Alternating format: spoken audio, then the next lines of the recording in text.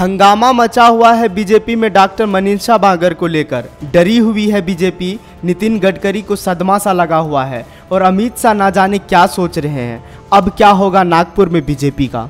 न मिलेगा मतदान, हार जाएगी बीजेपी, अपने हाथ से चले जाएगी सत्ता और जीतेगा कौन? क्या डॉक्टर मनीषा बांगर? प्रख्यात चिकित्सक और गरीबों और बहुजन समाज के मसीहा रहे डॉक्टर मनीषा बांगर नागपुर लोकसभा क्षेत्र से चुनाव लड़ रही है और बीजेपी पार्टी के दिग्गज नेता नितिन गडकरी को कड़ी चुनौती देती दिखाई दे रही है।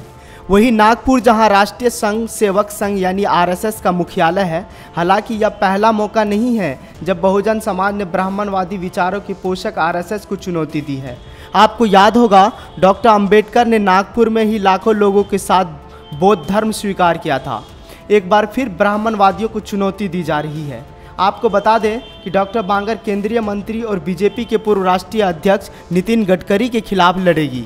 इस संबंध में उन्होंने बताया कि उनकी यह लड़ाई ब्राह्मणवादी प्रीत सत्ता के विचारों को संपोषित करने वाली ताकत के खिलाफ है।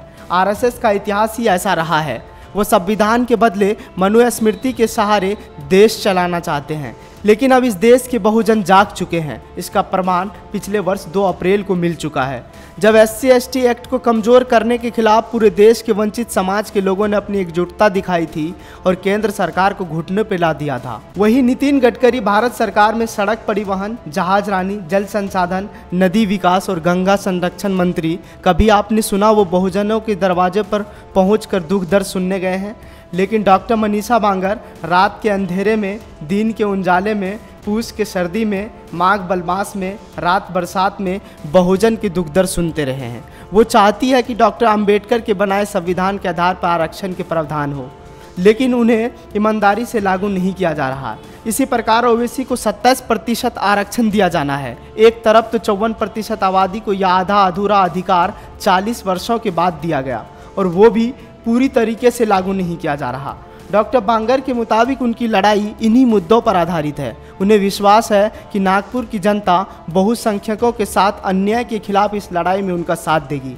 उन्होंने ये भी कहा कि नरेंद्र मोदी की सरकार ने 5 वर्षों के दौरान अपनी किसी वादे को पूरा करने में विफल रही है और सच छिपाने के लिए सरकार ने पिछले 3 वर्षों से बेरोजगारी के आंकड़े सार्वजनिक नहीं किए हैं। किसानों से क्या वादा भी सरकार पूरा नहीं की है। ऐसे में पूरे देश की तरह नागपुर की जनता भी आक्रोशित है। Bureau report, national India news. अगर अभी तक आपने चैनल को सब्सक्राइब नहीं किया है तो प्लीज़ सब्सक्राइब कीजिए और ताज़ा अपडेट पाने के लिए बेल आइकन को दबाना ना भूलें।